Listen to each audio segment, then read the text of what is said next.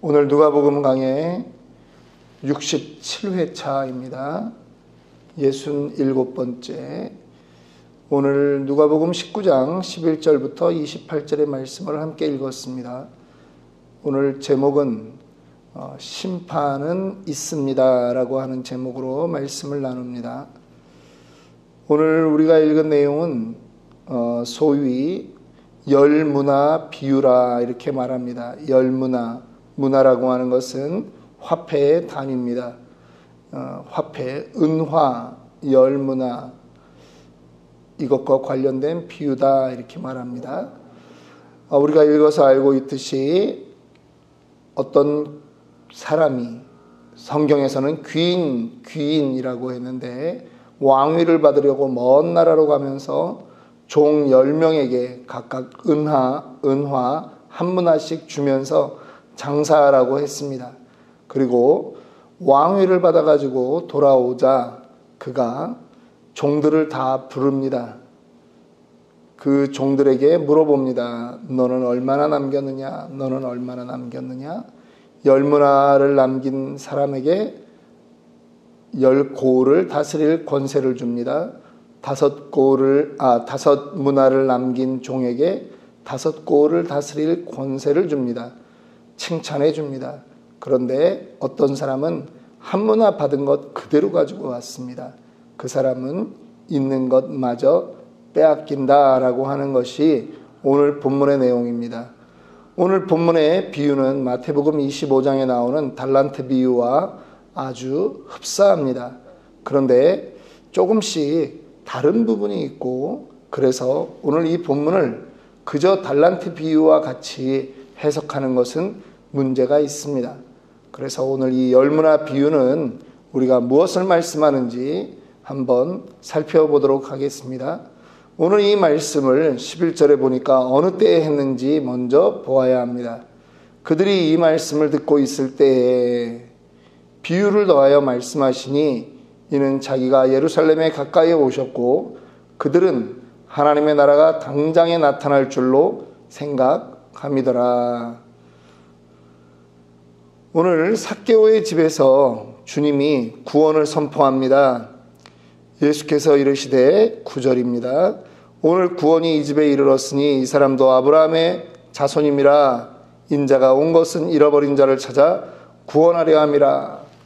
예, 예수께서 삭개오의 집에서 삭개오가 구원받게 되었다라고 하는 것을 공개적으로 선언합니다.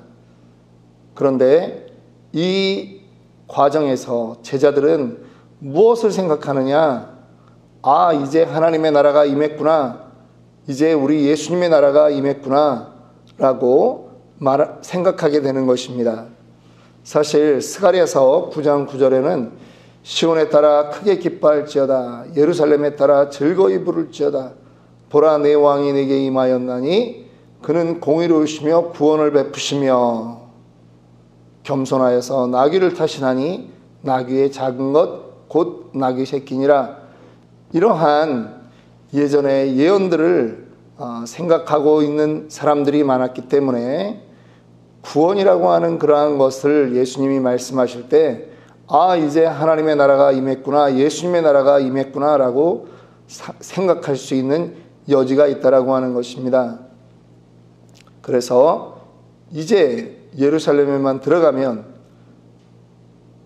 무엇인가 달라질 것이다, 이렇게 제자들이 생각하고 있던 그때입니다. 그런데 예수님이 예루살렘에 들어가는 이유가 무엇인지 우리는 잘 알고 있습니다. 예수님은 왕이 되기 위해서 들어가는 것이 아닙니다.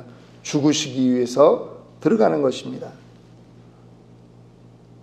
예수님은 오늘 이 비유를 그 상황에서 말씀하고 있습니다.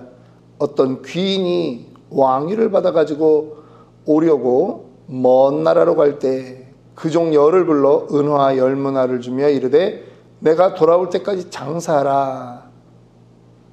예. 그리고 이어지는 9절에 이런 말이 있습니다. 14절입니다. 그런데 그 백성이 그를 미워하여 사자를 뒤로 보내어 이르되 우리는 이 사람이 우리의 왕됨을 원하지 아니하나이다 하였더라. 비유를 사용할 때는 그 비유를 듣는 사람들이 그래도 대강 이 비유는 이런 것이구나 하는 것을 어림짐작할 수 있도록 해야 되는 것입니다. 비유를 말하는데 너무나 못 알아들을 것 같으면 사실은 그거는 조금 곤란하겠죠. 오늘 이 본문 12절부터 15절에 어떤 귀인이 왕위를 받아가지고 와야 되는 그러한 상황, 그 다음에 또 어떤 사람들은, 그 백성들은 우리는 이 사람이 왕됨을 원하지 아니하나이다 라고 말하는 이런 상황, 이것이 어떤 시대였는가. 지금 예수님 앞에 그 비유를 듣는 사람들은 대충 알고 있다라고 하는 것입니다. 우리는 지금 이스라엘에 대한 역사를 잘 모르지만 예수님 당시에 이스라엘은 세 군데 이렇게 나라가 나뉘어서 통치를 받았습니다. 로마가 전체 통치하지만 그곳을 이제 몇 사람의 분봉왕을 두어서 통치하고 있었습니다. 그리고 분봉왕이라고 하는 존재는 늘 로마로부터 임명을 받아야 되는 것입니다. 그런데 헤롯 가문이 그 분봉왕 역할을 하고 있었습니다. 그 중에 특별히 헤롯 아켈레오라고 하는 사람은 아주 성격이 난폭한 사람이었습니다. 그도 역시 로마에서 분봉왕의 그 신분을 받아가지고 온 것은 맞습니다. 그런데 그를 좋아하는 사람이 별로 없습니다. 그랬더니 많은 사람을 죽이는 것입니다. 다음에 이 헤롯 아킬레오는 로마로부터 파면을 당합니다. 그리고 우리가 잘 아는 본디오 빌라도가 이 지역을 다스리는 왕으로 그렇게 되는 것입니다. 총독으로 다시 오게 되는 것입니다. 오늘 이 비유는, 열문화의 비유는 바로 이러한 역사적인 사건을 가지고 예수님이 말씀하시는 거예요. 누군가 그 신분이 높은 사람이 먼 나라로 가서 왕위를 받아가지고 온다라고 하는 것이죠. 그런데 예수님은 여기에 지금 자신을 대입시키는 것이고 오늘 그것이 본문에서 예수 그리스도께서 하고자 하는 것입니다. 우리는 다시 생각해야 됩니다. 지금 이 비유를 할 때 제자들은 하나님의 나라가 당장에 이룰 줄로 생각하고 있었습니다. 그런데 그렇지 않습니다. 물론 하나님의 나라는 이 땅에 이미 예수 그리스도께서 초림하시고 탄생하심으로 임했던 것은 분명합니다. 그런데 예수께서 이 제자들이 생각하는 그 하나님의 나라, 곧 자기네들이 왕이 되고 자기네들이 다스리는 권세를 받는 그 하나님의 나라, 그거는 언제가 되는 것인가? 그거를 오늘 예수님은 비유로 말씀하고 있는 것이죠.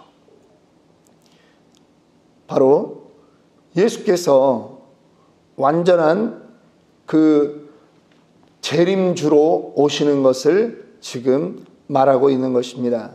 예수님은 예루살렘에 올라가면 핍박을 받습니다. 고난을 받습니다. 돌아가십니다. 십자가에 달려 죽으시고 자기의 죄 때문에 죽은 것이 아니기 때문에 제자들에게 계속 말씀합니다. 내가 예루살렘에 올라가면 죽는다. 십자가에 달려 죽는다. 그런데 3일 만에 내가 살아날 것이다. 사람 중에는 죽었다가 살아난 사람이 없죠. 그런데 예수님은 자기의 죄로 죽는 것이 아닙니다. 예수님은 우리의 죄를 위해서 죽어주는 것입니다. 그렇기 때문에 죽었다가 살아난다, 부활한다, 이 말씀을 하는 거죠. 제자들은 이해할 수 없습니다. 그런데 예수님은 부활 승천했다가 그 다음에 하나님의 때에 다시 이 땅에 재림주로 오시는 것입니다. 마치 그 팔레스타인 땅 이스라엘을 다스리는 분봉왕들이 로마에 가서 로마 황제로부터 다스리는 권한의 문서를 받고 왕의 그 상징을 가지고 다시 내려오듯이 지금 예수님께서 그렇게 하시겠다라고 하는 것입니다. 우리가 전도해야 되는 이유가 있습니다. 그것은 바로 주님의 재림이 임박해 있기 때문입니다. 한 영혼이라도 지옥에 가지 않도록 우리는 효과적으로 복음을 전해야 합니다. 우리가 이 말씀을 듣고 멈춰 있으면 안 됩니다. 어느 때인가 예수께서 재림주로 다시 오시면 우리에게 묻는 것입니다. 너는 얼마나 이익을 남겼느냐라고 하는 것이죠. 달란트 비유는 어떤 사람에게는 5달란트, 어떤 사람에게는 2달란트, 어떤 사람은 1달란트 이렇게 나누어 줍니다. 차등을 줍니다. 그런데 오늘 여기는 은화 한 문화씩 모든 사람에게 10명에게 그대로 줍니다. 한 문화씩 그대로 주었으니까 누구 하나 차별이 없는 것입니다. 구원을 받았다. 우리 구원받은 사람은 하나님 앞에 차별이 없는 것입니다. 마치 왕이 먼 나라로 가면서 우리에게도 2천만 원, 3천만 원 혹은 1억, 2억의 돈을 남겨준 것처럼 한 문화의 값어치는 바로 그런 것입니다. 충성한 사람은 많은 이익을 남긴 사람은 칭찬을 받게 되어 있는 것입니다. 우리는 나는 이거밖에 없네 이렇게 말할 것이 없다라고 하는 것입니다. 구원은 모두에게 주어져 있습니다. 예수를 믿는 사람은 모두 구원받은 사람입니다. 그러면 우리는 하나님이 보시기에 아름다운 이익을 남겨야 되는 것입니다. 그것은 우리의 사명인 것이죠. 하나님 앞에도 2가지 법칙이 있습니다. 첫 번째는 콩 심은 데 콩 나고 팥 심은 데 팥 나는 그러한 법칙이 있습니다. 심은 대로 거두는 것입니다. 두 번째, 하나님이 우리에게 주시는 법칙이 있습니다. 그것은 심지 않았지만 거두는 은혜입니다. 이 두 법은 세상에서도 있지만 천국에서도 있습니다. 어떤 사람은요, 천국에서는 상이 없다 이렇게 말합니다. 아닙니다. 그렇지 않습니다. 성경은 천국에서도 상급이 있다라고 말합니다. 천국에서도 상급이 있습니다.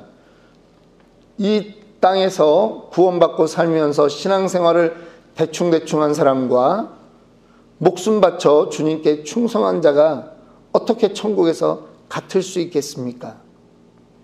물론 천국이 우리가 이 땅에서 누리는 것처럼 어떤 사람은 초가집에 살고 어떤 사람은 고대광실 큰 기와집에 살고 그렇게 나뉘는 것은 분명히 아닐 것입니다.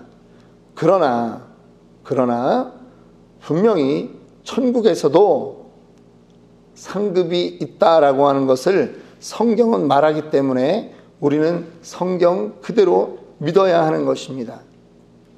혹자는 천국에서의 그 상급을 이렇게 말합니다. 사람과 사람끼리는 그 구별이 보이지 않지만 하나님 앞에 받는 그 상급이 다르다라고 하는 그러한 견해를 말하는 학자들도 있습니다. 사람끼리는 서로 기쁜 곳이 천국입니다. 그런데 하나님으로부터 받은 그 만족은, 하나님의 그 칭찬은, 하나님이 허락하는 다스리는 권세는 다르다라고 하는 것이죠. 오늘 우리에게도 하나님이 동일하게 은사를 주셨습니다. 은혜를 주셨습니다. 말씀을 통해서 어떻게 우리가 이 땅에 살아가는 동안 일을 해야 되는지 하나님이 우리에게 원하시는 것이 있습니다. 그런데 여러분은 정말 한 문화를 가지고 10문화를 남긴 혹은 5문화를 남긴 그러한 충성된 종으로 살고 있습니까? 혹시 우리는 그러한 재능을 받았고 그러한 말씀을 받았지만 그냥 수건에 잘 싸서 땅에 묻어둔 그런 존재는 아닙니까? 이 말씀은 우리에게 재림과 심판이 있다라고 하는 것을 분명히 말해주는 본문입니다. 예수께서 이 땅에 분명히 재림주로 오십니다. 왕으로 오십니다. 318군데에 예수님이 이 땅에 오시는 것에 대한 말씀이 있습니다. 그런데 사람들이 믿지 못합니다. 그래서 그냥 살고 있습니다. 어떻게 해요? 노아의 홍수 전에 사람들이 시집가고 장가가고 땅을 사고 하듯이 그렇게 영원히 심판이 없을 것처럼 그렇게 삽니다. 전도하지 않습니다. 성경이 그렇게 전도하라고 그렇게 명령을 해도 나와는 상관없다라고 삽니다. 그러면 어느 날 하나님의 심판이 있고 하나님의 상급이 우리에게 각각의 분깃대로 각각의 충성대로 나뉘어진다라고 하는 것입니다. 이 예수님의 열무나 비유의 핵심은 예수님이 다시 오셔서 복음 증거에 열심을 내고 일한 자들에게는 상을 주시고 그렇지 않은 자들에게는 준엄한 책망을 하신다라고 하는 말씀입니다. 우리는 모두 복음을 전하는 일에 탁월한 자가 되어야 합니다. 그것이 하나님이 원하는 남기는 자입니다. 우리는 우리의 인생의 중요한 순간들을 무엇을 먹을까, 무엇을 마실까, 무엇을 입을까 거기에 집중하고 사는 자가 아니라는 것입니다. 그것은 이미 하나님이 다 아십니다. 하나님이 다 채워주십니다. 이것을 믿으십시오. 우리에게 직업을 준 이유가 있습니다. 그 직업을 가지고 돈을 많이 벌어서 좋은 집 사고 자식들 교육하고 그렇게 사는 것으로 끝나라는 게 아닙니다. 그 직업을 가지고 그 안에서 우리에게 맡겨준 영혼들을 만나고 전도하고 그들에게 삶의 모범으로 살라고 하는 것이 주님의 뜻인 것입니다. 그러면 하나님이 책임져 주십니다. 그러면 하나님이 책임져 주십니다. 주님은 반드시 심판주로 오십니다. 심판하십니다. 재림하셔서 우리를 심판하실 때 책망받지 않고 하나님의 칭찬받는 그러한 저와 여러분들이 되기를 주님의 이름으로 축원합니다. 기도하겠습니다.